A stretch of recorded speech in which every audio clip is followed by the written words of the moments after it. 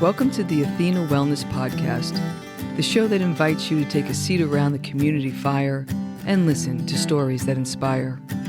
I'm your host, Kathy Robinson, author, coach, and founder of Athena Wellness, a company that's dedicated to supporting you on your journey to live more wholeheartedly. Hello, and welcome to episode 73. Thanks so much for joining me. Bring to mind some of the biggest decisions you've made in your life. What you wanted to do for a living, who to spend your life with, whether or not to start a family. Those are all forks in the road, long-lasting and impactful decision points. And aren't there times when you just know you're making the right choice in spite of the data or popular opinion? During my 18 years on Wall Street, there were plenty of times I thought of leaving, yet something that I still can't articulate was keeping me in place.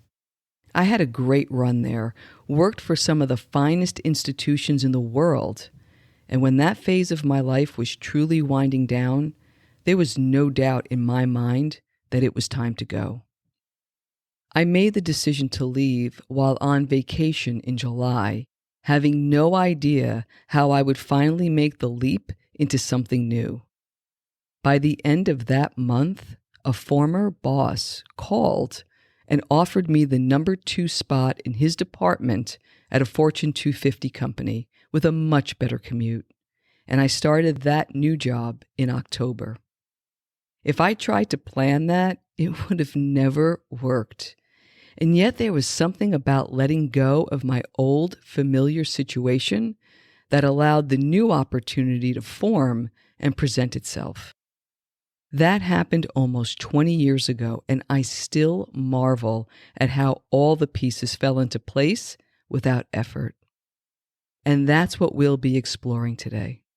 We'll cover the concept of right timing, the law of timing according to author John Maxwell, and how to work with and encourage right timing. So sit back, take a nice long breath to ground yourself in presence, and let's get started. We've all heard the sentiments. Timing is everything. Right place, right time. If it's meant to be, ... and so on. But there are times when you want something to happen so badly, and it doesn't. When you're poised to make a move, but in your gut you just know it's not time. And then there are times when the very thing you've been dreaming about happens without effort. So why do certain things happen at certain times? According to the Urban Dictionary, right timing is defined as the moment of coincidence, quirk of fate, or instance of destiny, which reveals itself in one blessed instant that was previously deemed impossible by external forces. This is slightly different than divine timing, which is a little more spiritual. Divine timing is the belief that life's events occur at the right moment and you can handle whatever comes your way. Everything occurs exactly when it's supposed to. It's more fate and faith-based in the belief that not everything is up to us and that things flow in their own time. As with most things, I think the truth is somewhere in the middle. What I can share is that I've been a student of other people's success. That is, when I find someone I admire, I love learning about their backstory, how they built their business, or how they created their body of work, how they lived their lives, what's important to them, and what was the tipping point to the life they're living today and their daily habits to support that lifestyle. I'm going to generalize here, but there seems to be a common pattern. As an example, let's take an entrepreneur, and you can think broadly about what that means. It could be somebody who makes a product, who offers a service, maybe an artist or a musician. anyone who is earning their own living. The folks I'm most familiar with had some sort of a, quote, normal, unquote, job before going out on their own, perhaps starting as a side hustle, or maybe they got let go from their 9-to-5 job. We usually meet these folks as they're rising in their field, but what we don't see is what led them to that point. The doubt, the failure, the course corrections. We just see someone who's living a life that we'd like to live. There's a lot of information available on how to create a profitable business doing what you love, but what doesn't get ample exposure is the shift that needs to occur in your inner world to be able to prepare for right timing. So the pattern I've noticed is how these folks get from the people they were in a more structured 9-to-5 world to the entrepreneur who seems to have the world on a string, and it looks like this.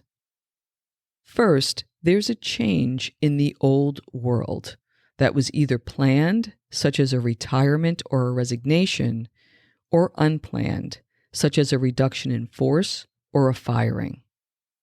If it was planned, the transition is a little easier, but if it was unplanned, there can be a lot of emotion that needs to be processed before the person can even entertain what's next. However long it may take to begin to ponder what's next, the initial steps seem to be taken as if the person was still in the 9-to-5 world, meaning there's an emphasis on making things happen. This can take the form of expending a lot of effort, both mental and physical, to see results.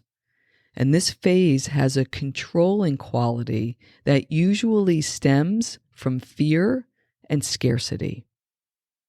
At some point, there's a glimpse of ease. Even within all the busyness, there can be a spark of inspiration or an outcome that happened without effort. The more this happens, the more the possibility of shifting into more ease can feel possible. The path forward seems to open, and this shift has the quality of trust and abundance. When we're in this place of trust, we're in receiving mode. And I can tell you from experience that this is not the most comfortable place for someone who's always made things happen by executing a plan. But receiving does not mean we're kicking back and just waiting for something to show up. There is plenty of work involved, but the effort is rooted in positive energy and non-attachment, and with the expectation that everything is working out for the greatest good. In the end, when you get to this place, there's no right or wrong path, no right or wrong timing, just the universal unfolding of your life. So let's test this out with an example of where you've experienced right timing. Think of a situation that you were desperate to change, but at first you were unable to do so. Perhaps a job change, or maybe leaving a relationship. What were the things that were holding you back at first? What was the shift that led to the actual change? What led up to that shift? And what happened in its wake? Let's step through those questions with the example I shared in the opening of this episode of when I decided to leave Wall Street. I had worked at a number of firms during my 18 years on Wall Street and was always looking for, quote, what I was meant to do with my life. I earned a great living and I was leading a good life, but something always felt off.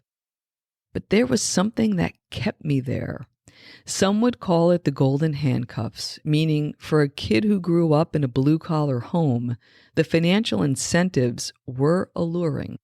And at the end of my time there, I was working for one of the top tier firms on Wall Street, and I enjoyed the perks that came with that name recognition. I had to bring my A game every day just to stay relevant. But after 4 years there, I had grown increasingly unhappy due to personnel and role changes. And I was working harder than I ever had, the proverbial Wall Street life. I knew something had to change, but I had no idea what or how. And when I finally made that decision and said it out loud to my partner when we were on vacation, that's when things started to shift. I felt different inside, and even though I was working just as hard when I returned, I was less invested in the outcome. I stopped micromanaging every move that I was making, and in some way, I felt a bit removed from the day-to-day that I was stepping through. In a word, I surrendered. This was not noticeable to anyone else. I completed my work and I kept my commitments, but I felt freer inside, knowing that somehow I was going to move on. And within 3 weeks of returning from that vacation, I got the call to join another firm from someone I worked with 6 years prior, and he was my favorite boss. I was in a new company, in a new role, and in a new life in a matter of weeks. As I dissect this situation, I can see how all the relentless planning and worrying I did in the months leading up to that were an inordinate waste of energy. But it was my way of coming to terms with the fact that I needed to leave. So the emotional churn did play an important role. But the question remains, could I have gotten to the point of surrendering without all the angst? I don't know the answer to that question because I handled things differently back then. It was almost 20 years ago.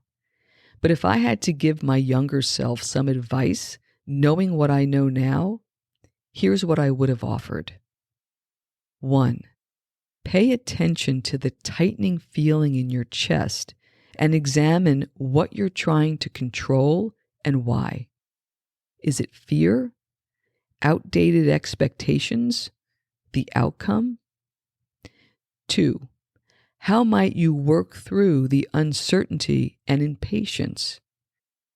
How can you get more comfortable in the discomfort? What can you do to burn off the excess energy in a healthy way? 3. How can you surrender? If it's not time, could there be a reason? Could life be planning something bigger than you're anticipating? Is there something you need to grow into? How can you remove anything that's causing friction? Perhaps there's old patterns or limiting beliefs that you're still holding on to. Know that surrendering is about expressing appreciation no matter what the outcome, even if there are setbacks or interim steps. Surrender is about playing the long game and having faith in a larger plan. 4. Once you can let go, do you feel some sense of peace or ease? If so, you're on the right track. This doesn't mean there won't be challenges ahead, but it does mean that you're learning that there's a reason for what's occurring, and you know you have the resilience to work through it and learn from it. 5. Keep showing up. Work just as hard and bring the job to completion in a way that makes you proud and will help the remaining team once you leave. Know that when you're ready in mind, body, and spirit, external factors will align. Until then, trust the process and be patient while you keep doing your best at the task at hand. Beyond my personal experience, people have been researching and writing on this topic for decades. Author and leadership expert John Maxwell wrote a seminal book in 1998 called The 21 Irrefutable Laws of Leadership. One of his laws is the law of timing, and I'll link that book up in the show notes. Maxwell's law of timing states when we do something is just as important as what we do. And I love the way he explains this. He says, the right action taken at the wrong time is resistance. The wrong action taken at the right time is a mistake. The wrong action at the wrong time, a disaster. And the right action taken at the right time, success. Going back to my example, I was feeling resistance when I wanted to leave Wall Street months before I did. It was the right action at the wrong time. And I made myself miserable trying to fight through that resistance. If I insisted on a move and either left without another job or went to a similar firm, it would have been a disaster. The wrong action at the wrong time. If I turned my former boss down and went to a similar firm instead, that would have been a mistake. Wrong action at the right time. But thankfully, that sense of surrender allowed me to take the right action at the right time. And it was a successful move for me back then. I love this model that John Maxwell shares. It makes so much sense, and I was unaware of it back when I needed it most. It clearly indicates how impactful right timing can be in business situations, and the less friction we create, the more productive and effortless it can be. What you'll find happening is you'll become more in tune with when to take action and when to hold off, and life overall just works better. As my corporate career matured, I became more adept at doing the preparatory work for whatever big change I wanted to make in the company. I called it woodshedding, which is a musical term for practicing, just putting in the reps and learning all I could, so when the perfect storm of there being a need, usually because something went wrong, or a personnel change, or a request, I'd be ready to offer a solution to an emerging problem. That maturity comes with knowledge, experience, intuition, and preparation to recognize when the time is right and then decisively act with confidence. It worked like a charm because there's a built-in support system when someone steps up to fix an issue. That approach itself is an act of surrendering, and it avoids the emotional churn of trying to push something through before it's time. In the absence of the woodshedding approach, there are two common pitfalls I've seen.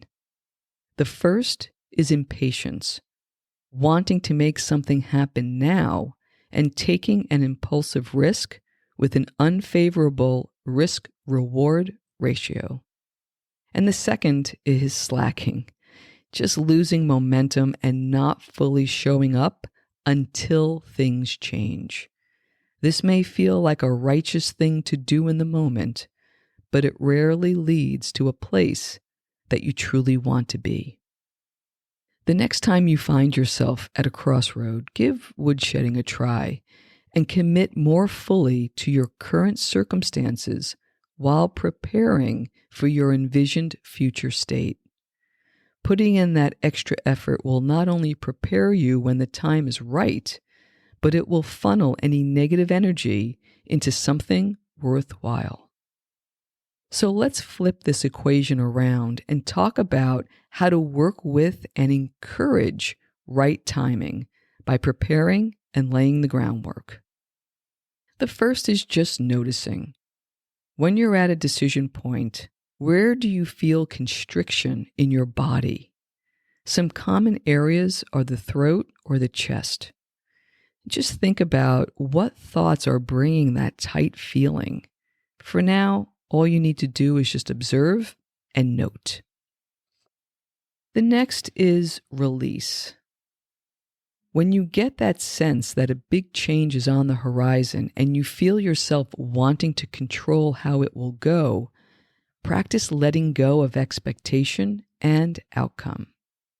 Relinquish unnecessary effort and show up as best you can each day with wholeheartedness. Next is listen. When you're in tune with your inner guidance, it will never steer you wrong. Whether a gut feel, a dream, or an intuitive nod, note what you're sensing and pay attention to recurring themes. Next is patience. It can be difficult to wait when we really want change. It can feel like an uncomfortable mix of pain and doubt and fear, and not the time we want to practice trust and surrender.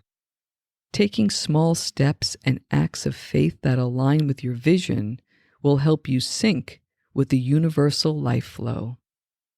And last is lighten. We're conditioned to believe that we can control everything. When we understand it's not true, it can feel like a weight has been lifted. Our load lightens. We become less fearful and more at ease. We stop resisting and begin allowing. We surrender. I'd like to leave you with this quote from Eckhart Tolle. He says, "Always say yes to the present moment. What could be more futile, more insane than to create inner resistance to what already is? What could be more insane than to oppose life itself, which is now, always now? Surrender to what is. Say yes to life. And see how life suddenly starts working for you rather than against you."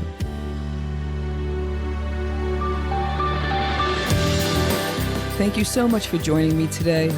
I know there are many ways you can spend your time. Thank you for choosing to spend it with me. Until our paths cross again, be kind to yourself and show your warrior spirit some love. If you know anyone who could benefit from today's episode, please pass it on. And many thanks for supporting the show by subscribing and leaving a review. It means a lot and it helps others find their way to our circle. If you'd like to access the show notes, have a question you'd like addressed on a future episode, or would like a transcript of this episode, visit www.athenawellness.com/podcast. Until next time, be well.